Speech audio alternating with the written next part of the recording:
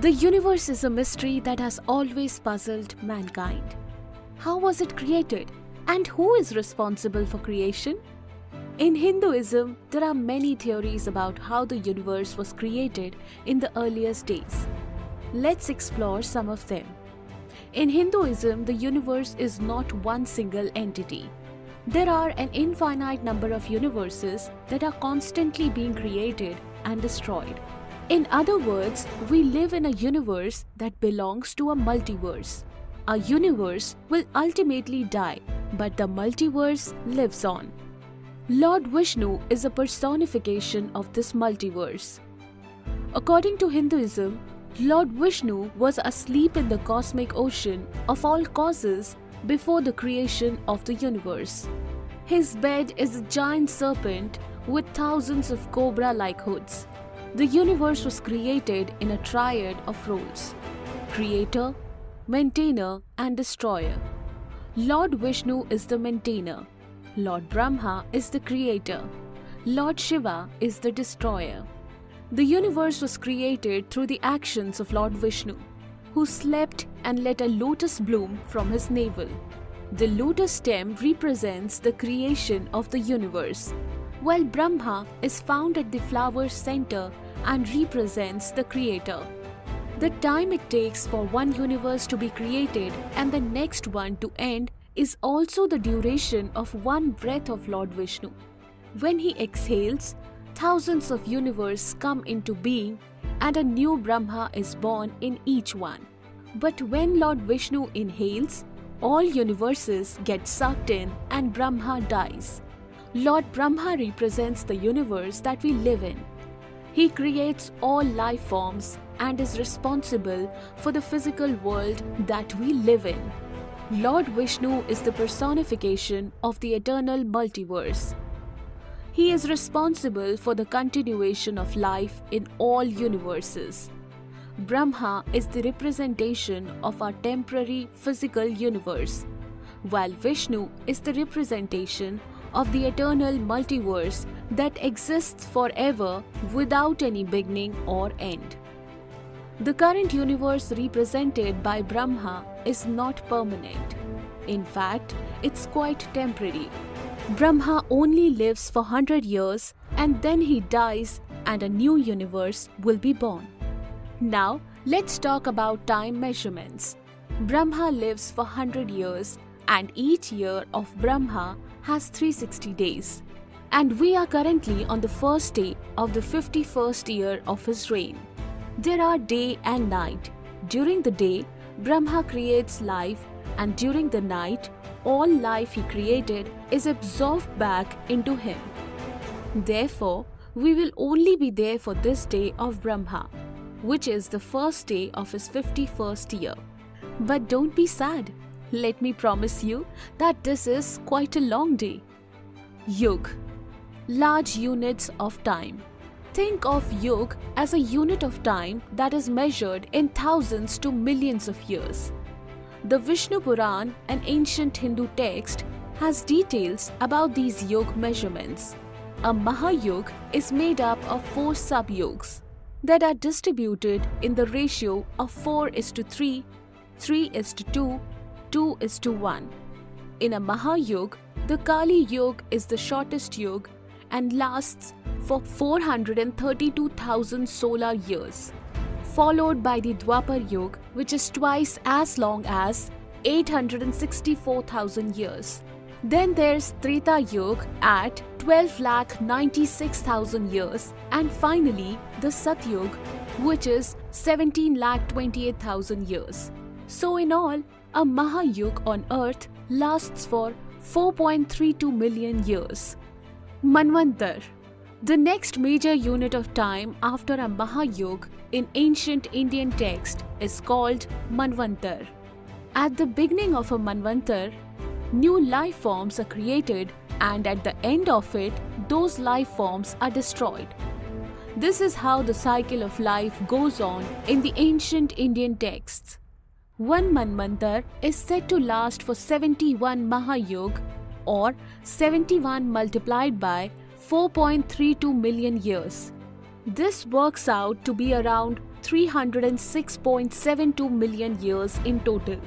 According to these ancient texts, all life on Earth will eventually be destroyed after 306.72 million years of evolution. Interestingly, around 252 million years ago, the Earth experienced its largest mass extinction event. Most species on Earth were killed, including nearly 90% to 96% of all insects. This was also the only mass extinction period of insects on Earth. After each mass extinction of life forms, there is a period of recovery called Sandhikal. This period lasts for one Satyug or 1.728 million years. According to the latest estimates from modern science, it is believed that it took around 10 million years for life on Earth to recover after the Permian-Triassic extinction event. As you can see, it took our planet 10 million years to get back to its feet after suffering the greatest mass extinction in history. Kalp, Day of the Brahma or universe. The universe has a day too.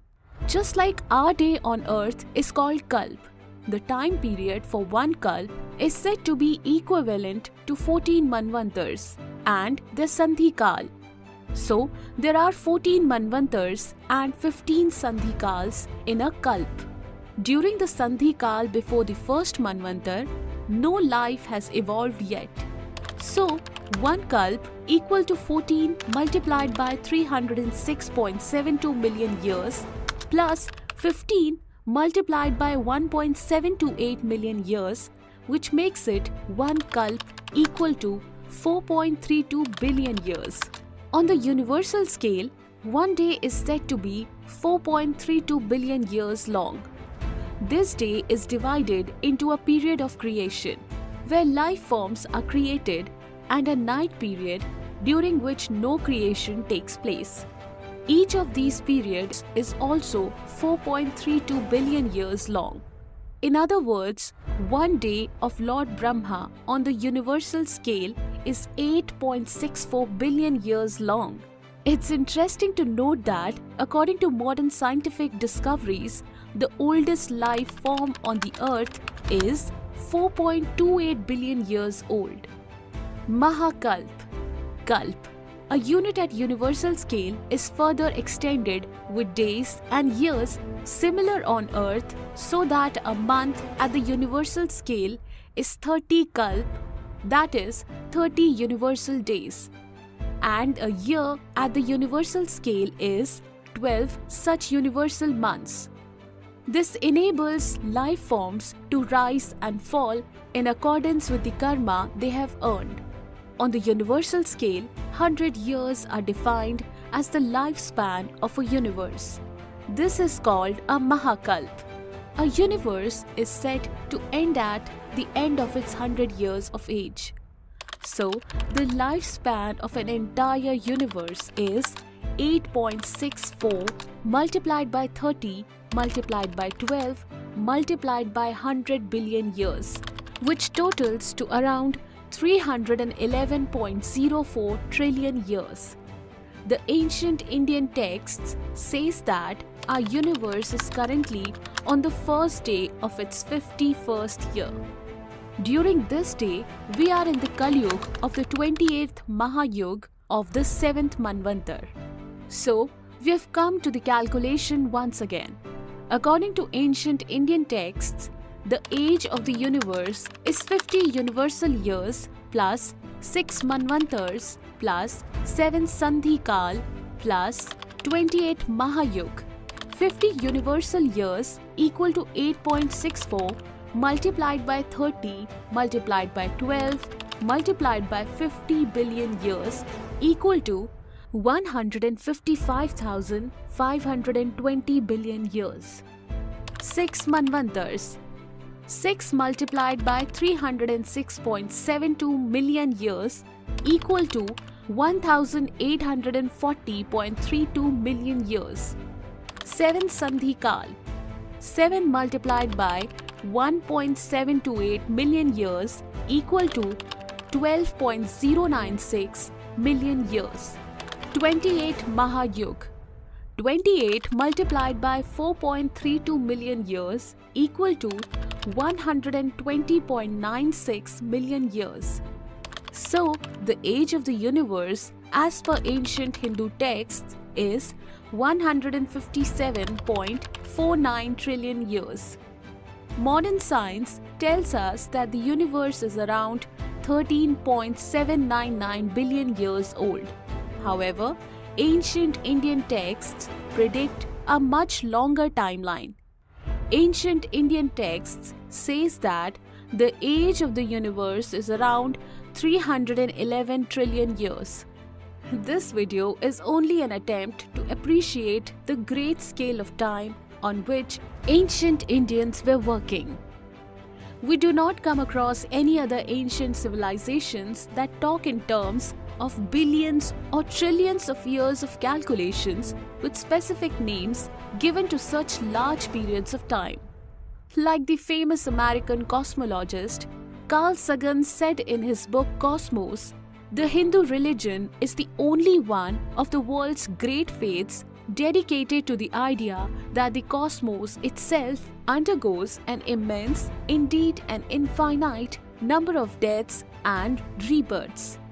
It is the only religion in which the time scales correspond to those of modern scientific cosmology.